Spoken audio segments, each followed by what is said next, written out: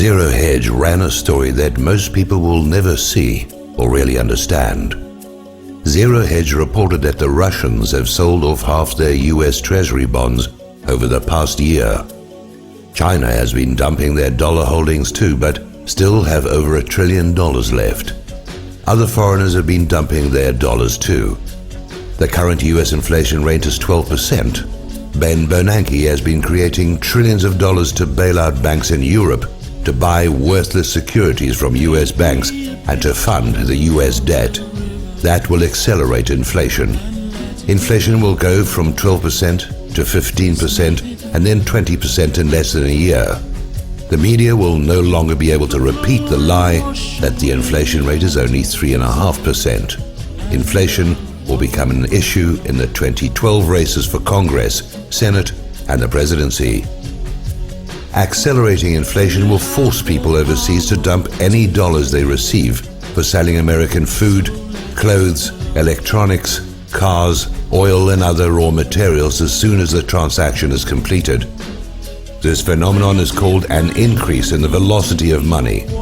It is a sign your economy is transitioning from an inconveniently high rate of inflation to hyperinflation. The US dollar is an international reserve currency, which means that if France wants to buy food from Brazil, they will likely have to use the US dollar to make that transaction. In colonial America, the colonists had to earn British pounds or gold to buy something from overseas. Michael Hudson, in his book Super Imperialism, described how the US was funding its wars by inflating the supply of currency used to settle trade. Since World War II, we have been getting real goods like cars and clothes from foreigners in exchange for increasingly worthless paper. When Hudson explained this to the Pentagon, a general said, "Wow, we are ripping people off." I would define hyperinflation as beginning at around 25% for an international reserve currency like the dollar. That is why when inflation surged in the latter part of the Carter presidency in 1979 to 80, Chairman of the Federal Reserve Paul Volcker raised interest rates. Home mortgages went to 15.5%. Ben Bernanke cannot raise interest rates today.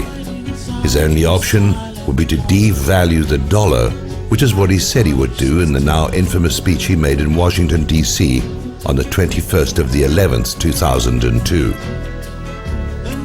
That means after the 2012 elections, the Russians, the Chinese, Iran, Venezuela, plus their client states and a few other nations can and will force a devaluation of the dollar by refusing to accept Federal Reserve notes in international trade.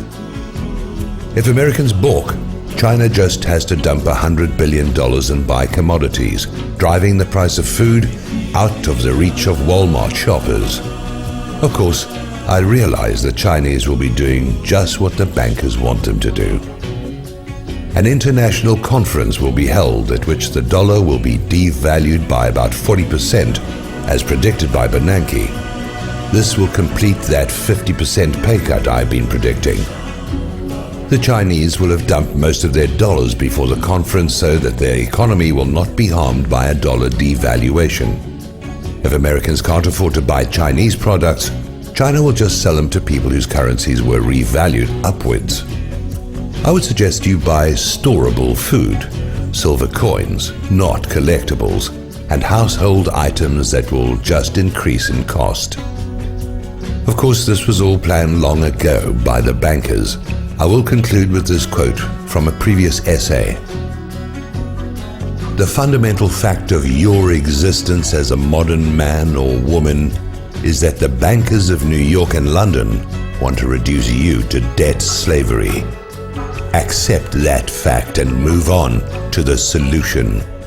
That is their plan for you. What is your plan for them?